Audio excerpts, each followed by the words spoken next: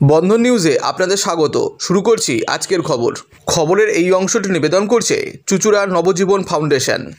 তাহাদের কথা, সমাজে ট্রান্সজেন্ডারদের সংখ্যা ক্রমশ বাড়ছে, তাই মানুষের সমাজে নারী পুরুষের মতো সমান অধিকার নিয়ে বাঁচতে চান ট্রান্সজেন্ডাররা। তাই ট্রান্সজেন্ডারদের নিয়ে সংগঠন করছেন তারা। কিন্তু সর্বোচ্চ আদালতে রায়ের সামাজিক স্বীকৃতি হয়েছে তাদের, তবুও সমাজে যেন অচ্ছুত তারা তাদের মতো করে বাঁচতে চান। সামাজিক ব্যবধান ঘুচিয়ে তাদের দাবি আদায়ের লক্ষ্যে ক্রমশ সরব হচ্ছেন ট্রান্সজেন্ডাররা।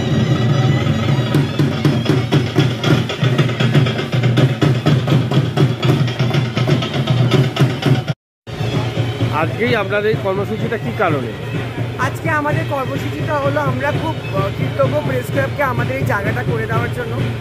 কেন আমরা এসছি, আমরা এখানে আমাদের গোষ্ঠীয় ট্রান্সজেন্ডার গোষ্ঠীয় মানুষদের উপরে কীভাবে আমরা পৃথিবীতে থাকি, কীভাবে আমরা রোজের জিন্দগিতে আমাদের চ্যালেঞ্জগুলো আসে, ভালো লাগা কি খারাপ লাগা, কথাবার্তা একসাথে বসে কথা বলা, এক প্রকারে বলা যেতে পারে আড্ডা, যেখানে আমরা ট্রান্সজেন্ডার অ্যাক্টিভ হিসাবে আমরা বই দিচ্ছি, সবাইকে সচেতন করছি, নিজেও সচেতন হচ্ছি কি আমাদের মধ্যে আছে যেটা চেঞ্জ করা দরকার আছে, সেটা নিয়ে আমাদের আছে।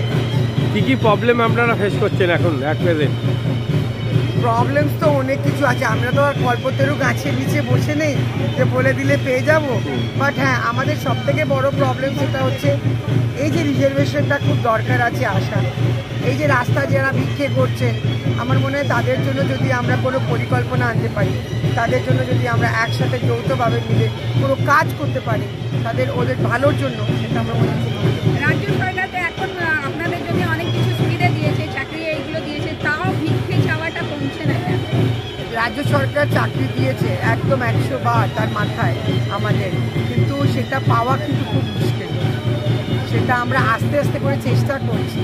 সরকার আমাদের সঙ্গে আছে, সরকার আমাদের নিয়ে ভাবে, কিন্তু আমাদের সঙ্গে থাকাটা দরকার। আমরা কিভাবে ওটাকে ইমপ্লিমেন্ট করতে পারবো এবং অ্যাডমিনিস্ট্রেশন তরফ থেকে আমরা কি আর সহযোগিতা। সুপ্রিম কোর্ট তো একটা স্বীকৃতি দিয়েছে, হ্যাঁ, তারপরও কি হয়, মানে মেন স্বীকৃতি তো সুপ্রিম কোর্ট আপনাদের দিয়ে দিয়েছে না শুনুন, সুপ্রিম কোর্ট ভার্ডিক্ট দিয়েছে, তার মানে এটা নয় যে আমরা সব আইন পেয়ে গেছি।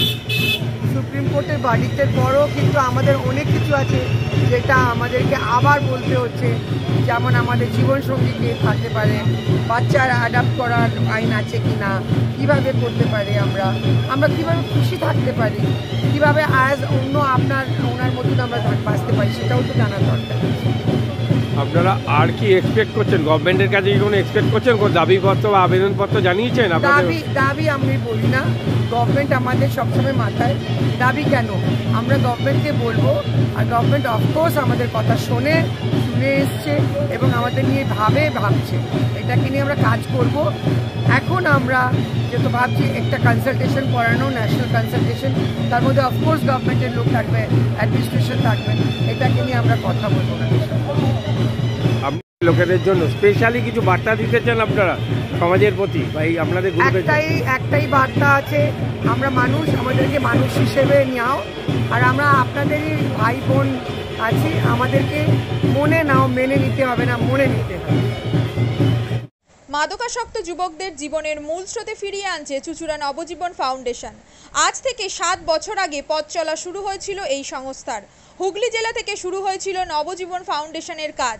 আজ গোটা উত্তর পূর্ব ভারতে ছড়িয়ে পড়েছে তার ব্যাপ্তি।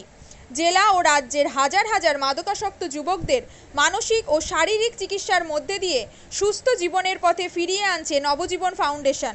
কি করে এই সংস্থাকে তিল তিল করে গড়ে তুলছেন বন্ধন নিউজ এর ক্যামেরার সামনে, সে কথা বললেন সংস্থার কর্ণধার চন্দন দাস। দেখি ওটার মধ্যে কি আছে, বা পাড়ার বড় দাদারা করছে, আমিও একটুখানি করি, ফিলিংসটা কি সেটা দেখতে যাই। এবং একটা সার্টেন টাইমের পর কি হয়, সেটা ফ্রিকোয়েন্সিটা তখন অনেক বেশি থাকে, গ্যাপ থাকে যখন শুরু করে, পরবর্তীকালে যখন নির্ভরশীল হয়ে পড়ে সেই একটা সাবস্টেন্সের উপর, তখন সেটা থেকে বেরোনোর জন্য সে নানা রকম চেষ্টা করে, কিন্তু তার ওয়ে আউটটা জানা নেই যে কোন রাস্তা দিয়ে গেলে নেশা থেকেও বিরত থেকে সুস্থ স্বাভাবিক জীবনযাপন করা যায়। তো আমি ভাবলাম যে শুধুমাত্র আমি সুস্থ স্বাভাবিক জীবনযাপন করলাম, আমার জীবনের সার্বিক উন্নতি হলো, বা আমার যেসব এম বা আমি জীবনে যে জিনিসগুলো করতে পারিনি সেগুলো আমি ফুলফিল করলাম, তাহলে তো শুধু আমার কথাই ভাবা হবে। তাহলে আমি এরকম কিছু কাজ করি যাতে আমার মতো আরও 5 জন আমার দ্বারা উপকৃত হয়, এবং একটা সার্টেন টাইমের পর যখন মানুষ চায় যে ফিরতে, অথচ তার কাছে রাস্তা থাকে না, তখন এই একটা WHO ওয়ার্ল্ড হেলথ অর্গানাইজেশন একটা প্রসিডিওর বার করেছে। গরম পানীয়র জন্য বিশ্বমানের flask, micro oven, mixer grinder, induction সহ আধুনিক রান্নাঘরের সামগ্রী উৎপাদন সারা বিশ্বে আলোড়ন সৃষ্টি করেছে বোরোসিল। পাশাপাশি বিশ্বমানের সোলার গ্লাস, যা সোলার সিস্টেমের অন্যতম সামগ্রী তৈরি করে, সারা বিশ্বে নজির গড়েছে বোরোসিল। দেশের বাজারে পাশাপাশি বিশ্ববাজারেও সব প্রতিযোগী কোম্পানিকে পিছনে ফেলে এগিয়ে চলেছে ভারতের বোরোসিল। রাজস্থানের বোরোসিল কারখানায় 1200 মহিলার কর্মসংস্থান হয়েছে। প্রতিদিন রাজস্থানের প্রত্যন্ত গ্রাম থেকে ওই মহিলাদের গাড়ি করে কারখানায় নিয়ে আসে কারখানা কর্তৃপক্ষ। তারা বোরোসিলের বিশ্বমানের প্লেটের ডিজাইনে কাজ করে। দিনের শেষে তাদের গাড়ি করে বাড়ি ফিরিয়ে দেয় কারখানা কর্তৃপক্ষ। কর্মসংস্থানের এই বেনজির দৃষ্টান্তের জন্য বোরোসিল কোম্পানিকে কুর্নিশ জানায় ভারতবাসী।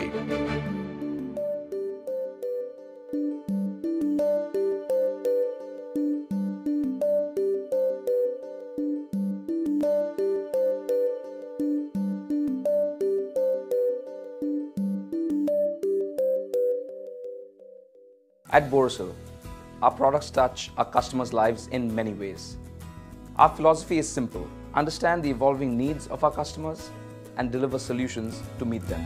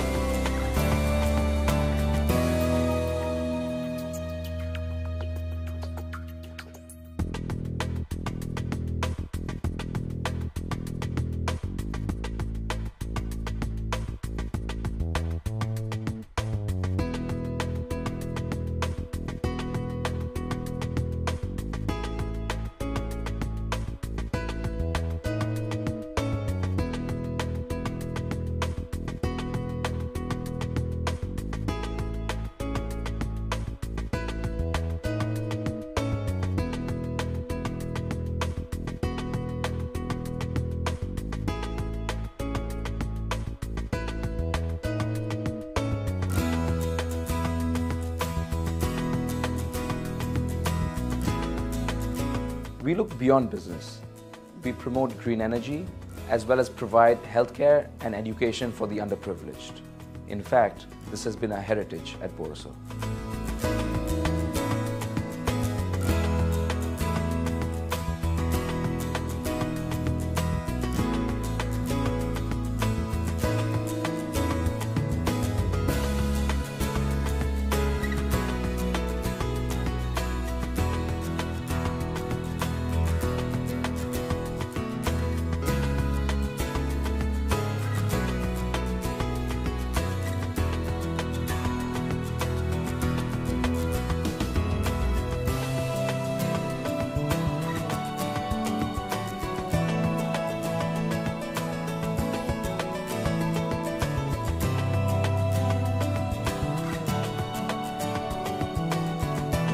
Our products are developed with innovation and thought.